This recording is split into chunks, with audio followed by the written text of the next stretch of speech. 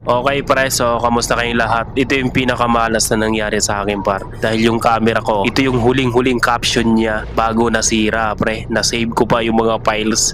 So nabasa ang aking camera par. Matagal ko nung ginagawa to na binabasa ko yung camera ko kasi nga waterproof naman to. So bali ang camera ko par ay Hero 8. Waterproof siya. Hero 8 GoPro. So bali yung time na to pre, so nagre-record pa siya pero yun pala napasukan na siya ng tubig. So pagdating ko sa bahay par, so tinry ko siyang binlower. So ang dami talagang tubig sa loob par. So blackout na siya. Nag-on pa kaso blackout na no, na yung screen niya hindi na ma-open. Siguro huling vlog ko na to par, so hindi ko pa alam kung kailan ako makabili ng camera pre. Kasi nga crisis pa ako ngayon pre, kaya hindi pa ako makabili ng camera. So bahala na no. So stop muna tayo sa pagbablog pre. Halos 2 years ko rin siyang ginagamit par. So siguro naman bawi na ako ron no. Balik tayo sa baha par. So ngayong araw par, itong araw na to ay August 17. So kahapon lang to. Siguro bukas ma-upload ko to. August 17, 2026. So balik dito, nandito ako sa 10th Avenue par. Itong time na to papasok ako sa trabaho par. Lunes, so Martes bukas. So makikita nyo naman yung isang motor na kasabayan ko talagang bumalik. Sabi niya sa akin di raw siya makipagsapalaran kasi nga syempre importante motor par, ito yung pinaka-service mo tapos malulubog lang sa tubig.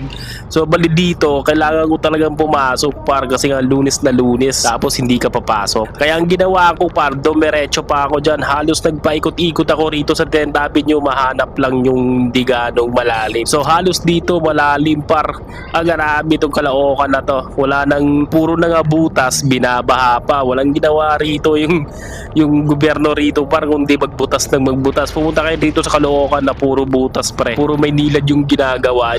Hindi ko alam ang pinaggagawa nila rito sa Caloocan. Gagawa yata ng swimming pool So ito na nga, may swimming pool na, lintik naman sa dumi. Paano tayo maliligo rito pre? So umikot pa ako ng 7 Avenue neto pars. Baha rin, sobrang lalim din. Pumunta rin ako ng 8 Avenue, halos baha rin pre. So lahat ng itong Grace Park na to, buong Caloocan dito sa South. Nagmonumento naman ako kasi nga gusto ko mag-EDSA. Lintik rin sa baha pre, wala na tayong lusot nito pre. Itong time na to par, grabe sobrang lakas ng ulan. Halos tuloy-tuloy ito, 5 oras ata yung ulan na walang tigil. Putik, grabe lubog lahat ng Maynila par. Kaya pala tinatawag na flood control.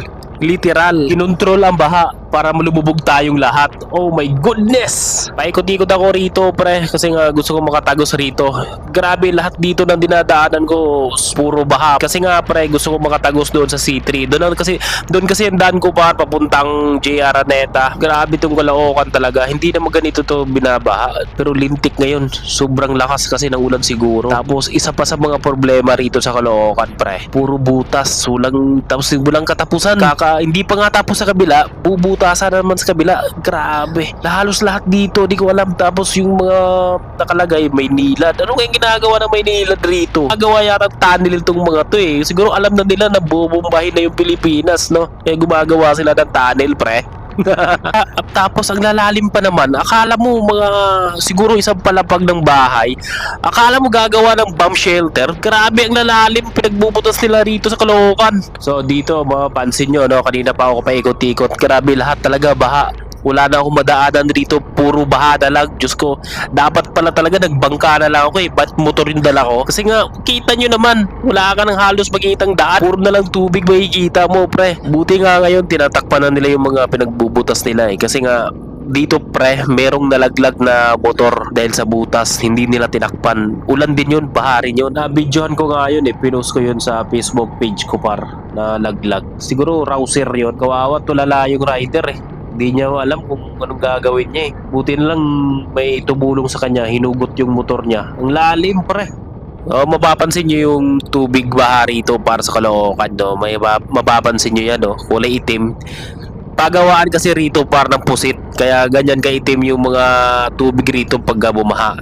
Dito ginagawa yung mga pusit dito sa Caloocan. Tamo, ang itim no. Tamo, grabe Kawawa yung maliliit na sasakyan tulad ko, nakamotor lang. Kita mo yan may harang. Nagbubutas na naman yan dyan. Naghuhukay yata ginto mga to Dami sigurong ginto rito sa Caloocan, puro butas. Daming minahan rito, punta kayo sa Caloocan, puro minahan. Okay, so dito pre, so nasa na ba ako nito? Araneta yata to eh. So nandito na ako sa J. Araneta. So ito na yon. Ito yung pinakamasaklap ngayon. So baharin dito lagi. Ano na to siya, boundary na ng Caloocan tapos Quezon City. So may ano dito, may no contact apprehension dito para. Yung iba kasi tumatawid lang ng stoplight eh, hindi nila alam na may nakapaskil dyan. Baka mamaya dami yun ng ticket. So dito pre, nagtuwason. Dito talaga ako dumadaan, nagtutuwasan ako. Kasi pag mag-J. Araneta ako, alam kong baharit doon. Kaya dito ako sa tuwason. So makikita nyo, grabe. Ito na yung tuwason bar. Pagdating ko sa may gas station dito eh. Ano ba to? Nakalimutan ko yung so kita mo paro. Ayan. So ang suot ko diyan na kapote pre ay Zacro yung kapote ko dyan. So bili na kayo par, nandyan sa yellow basket natin par, Zacro. Okay, so yan par, ikita nyo hinarangan na ng ambulansya kasi nga lagpas hanggang bewang na ang tubig dyan. So yung mga yan, pupunta yun sila doon. Tinanungan ko yan sila eh, kasi sila yung tumawid, yung tatlo na yan. Yan hanggang bewang na yan, hanggang dun sa dulo. Ang pinakadulo niyan ay Shell, no? Tama ba? Shell? Shell. Yung pinakadulo niyan, Shell. Nung may stoplight dyan, yan, may dyan, di ba? Pagkakaliwa ka, may yun? Papuntang Banawe. Yun, kabilang lane, kaliwa. Banawe yun. Yan, wala na makadaan dyan. Kahit anong truck. Kahit truck nga, hindi kaya eh. Meron nga dyan, lumubog na truck ng Meralco. Yan yung naka-hazard. Yung truck ng Meralco. Yan, lumubog. So, dito par, so halos na na kami din, sinala na kami rito par. Grabe, ang daming tao rito, daming mga sasakyan. So dito par, so tinry ko pa rin mag J. Araneta. Kaya ang ginawa ko, nag J. Araneta ako par. So tinry ko rito kung ano sitwasyon naman rito. Grabe, ang gantong truck yan, yung truck na yan, makakadaan yan. Pero itong mga gantong Travis L3 hindi kaya.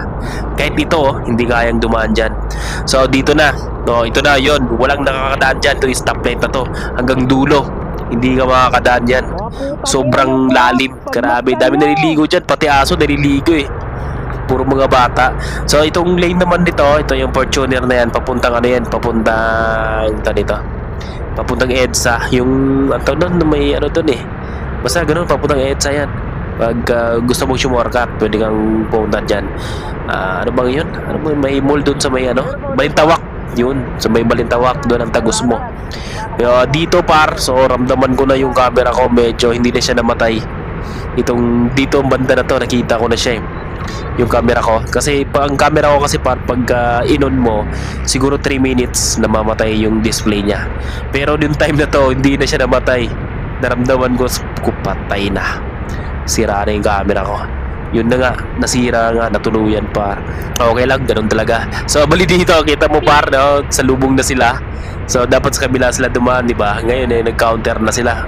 Nagsibalika na, hindi na kaya talaga. Meron ko tinanungan rito na rider, hindi na daw kaya. Grabe. kawawa tao bayan. Grabe, lintik na blood control yan. Ayusin nyo naman yan, huwag nyo naman ibulsa yan. Bigay nyo sa taong bayan. Kahit sa daan nyo na lang ibigay, di ba? Kita mo nag-counterflow na lahat talaga, pati kotse counterflow na. Kahit jeep hindi makakadaan pre.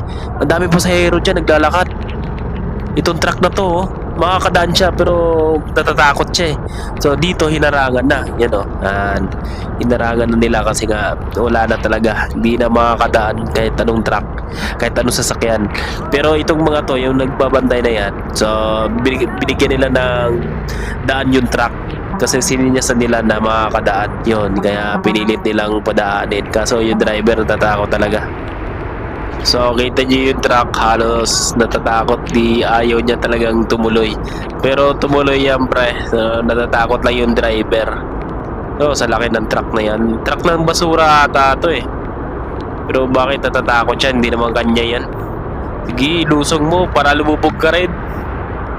So may kita niyo dyan, sa laki na ng truck na yan, hindi lulubog yan. Pero pagdating dun sa Petron, malamang lubog yan.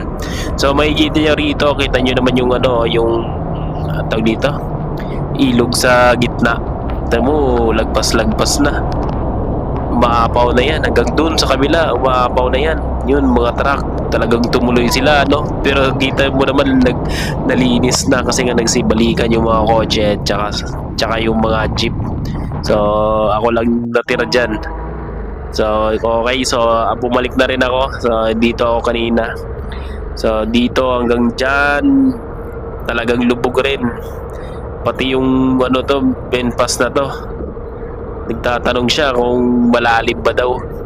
Sabi ko, sobrang lalim, hindi kakayanin. Baka lumutang maging bangka yung kotse mo. Electric pa naman to. Baka makuryente pa tayo rito.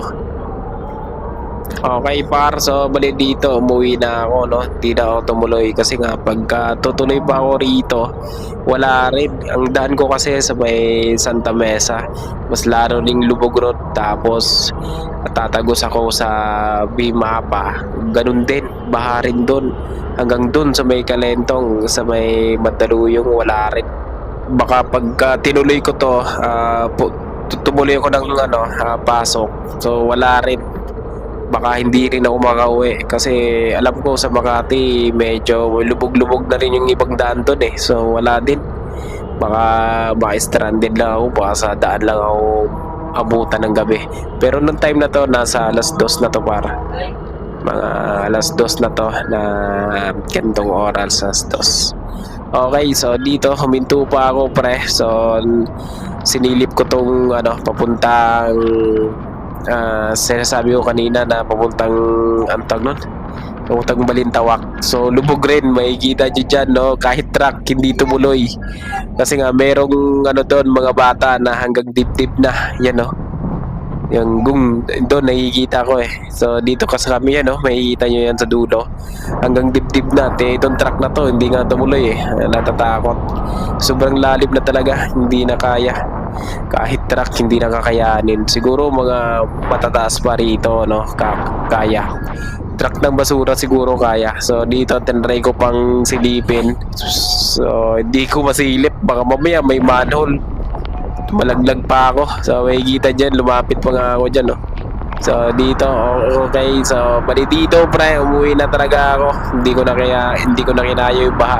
Okay, so parts yung good. So hanggang dito na lang. Bye-bye.